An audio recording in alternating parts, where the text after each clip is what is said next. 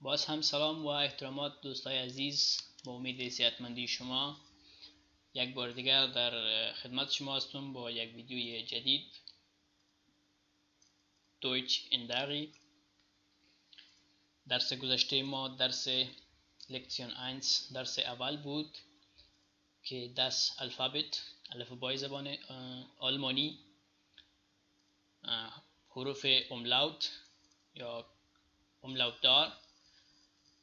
امروز میایم به درس دوم لکسیون 2. در درس امروزی سه موضوع رو برای شما انتخاب کردیم که موضوع اول 5 حرف صدادار یا حروف صدادار در زبان آلمانی، دوم دی املاوت و سوم طریقه خواندن حروف و کلمات در زبان آلمانی یا جملات. اول حروف صدادار. مانند انگلیسی در زبان آلمانی نیز 5 حرف صدادار وجود دارد یا 5 حروف صدادار وجود دارد که عبارت از ا، ای، ای، او و او می باشد. البته در انگلیسی دو حرف دیگه که نیمه صدادار است یا نیمه واول است، حروف W و Y هستند، ولی در آلمانی فقط امی 5 حرفی که ذکر شد از جمله حروف صدادار است. به خاطر چی حروف صدادار استفاده میشه یا چرا حروف صدادار نامیده شده؟ حروف صدادار وظیفهش چی است؟ حروف صدادار وظیفهش ای است که وقتی در یک لغت یا در جملات به کار برده میشه، لغت امی حروف صدادار است که باعث خواندن لغت یا تلفظ لغت میشه. مثلا انگلیش ای هست، جمله حروف صدادار است و ای هست. ای و ای اگر در اینجا نباشه انگلیش تلفظ نمیشه، باید جدا جدا تلفظ شوه یا خوانده شود. دانه دانه N G L S C H همین حروف صدادار است که باعث تلفظ یک جایی اجرا میشه. مثلا BBC دو تا ب یک دانه س BBC خوانده میشه. چرا؟ چون در قطن نو حروف صدادار وجود ندارد. و موضوع بعدی دی املاوت. این دو نقطه است. املاوت عبارت از دو نقطه است که حروف ا، او و او را تبدیل به حروف ای، او و او می سازد. یعنی این دو نقطه که املاوت نامیده می شود دی املاوت. بالای اینیزی حروف یک جای شده، بالای حرف ا، او و او مانده شده یا گذاشته شده و تبدیل به این حروف میشه با شکل جدید و با تلفظ جدید. این حروف میگه در بعضی موارد به این شکل نیز نوشته می شود. به این شکل، یعنی ای مرکب از ا و ای نوشته می شود و او مرکب از او و ای، یا به آلمانی اگر بگویم او و ای، و همچنان او مرکب از او و ای نوشته میشه. ای در کجای قسم نوشته میشه؟ اکثرا در زبان انگلیسی یا در زبان دیگه که حروف ای، او و او را نداشته باشه به این شکل نوشته میکنن.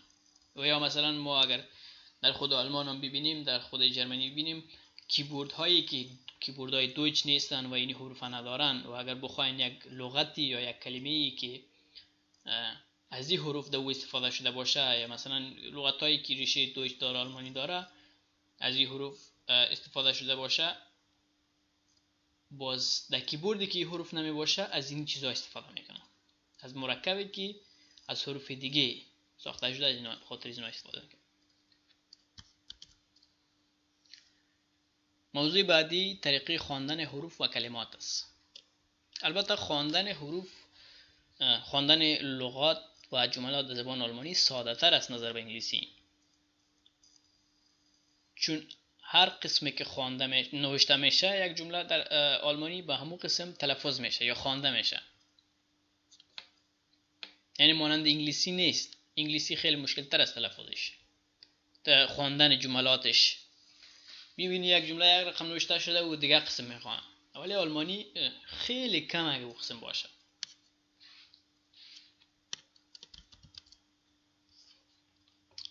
از ترکیب بعضی از حروف صدادار حروف جدید با تلفظ جدید تشکیل می شود.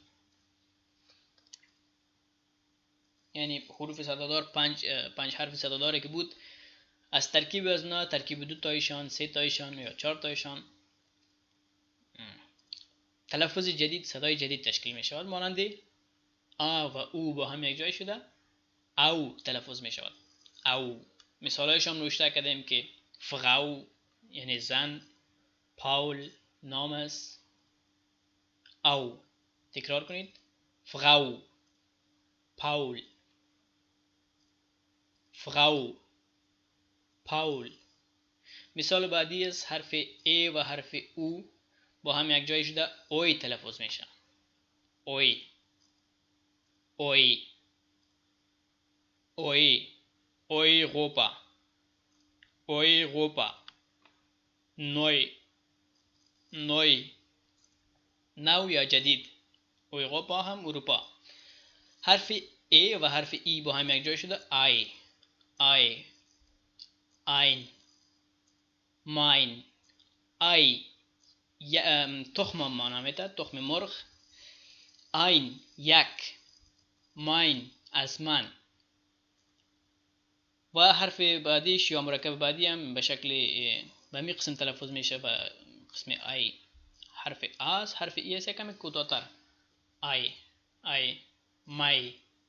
اینجا دوستا ما مای مارچ نوشته کردیم، البته مای مارچ معنا نمیده. مای یعنی ماه می به انگلیسی که میگن مرت، مارچ میگن ای، مای، مایس، مایس جواری را میگن مایس. و موضوع مرکب آخر حروف ای و او با هم یک جای شده اوی تلفظ می شود. اوی. مثلا کیفه، کیفه، اوی، کیفه خریدار، یک کسی که یک چیز را میخره. کیفه خریدار. فرویلاین، فرویلاین. ای از اینجا که در اینجا که است هم از ای استفاده شده، از این مرکب، و هم از این مرکب ای. ببینید فرویلاین، فرویلاین، فرویلاین. ببینید زن جوان. این بود درس امروزی ما. خدا کنه مورد استفاده تان قرار بگیره، یک چیز آموخته باشین. با امید موفقیت شما. لایک، سابسکرایب و کامنت یادتان نره. با دوستانتان شریک سازید تا یک چیز بیاموزند و دیگر در پناه خدا باشین. شما را به خدا یکتا میسپارم. خدا حافظ و نگهدارتان.